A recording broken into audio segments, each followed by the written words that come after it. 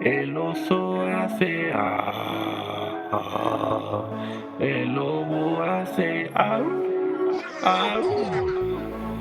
los pájaros silban y ese gran sonido lo hacen para comunicarse.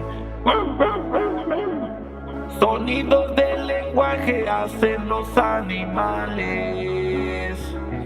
El perro hace guau guau guau guau.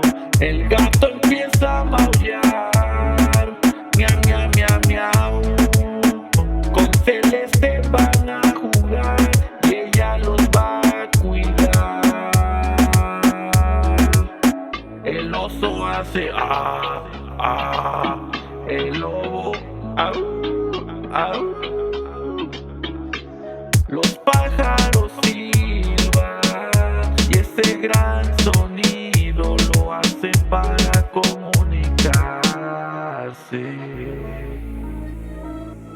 Los sonidos de los animales son muy interesantes. De ellos podemos aprender para comunicarnos. El perro hace guau guau guau. El gato empieza a maullar. El perro hace guau guau. El gato empieza a maullar. Miau miau miau miau. Y con Celeste ellos van a jugar y ella los va a cuidar.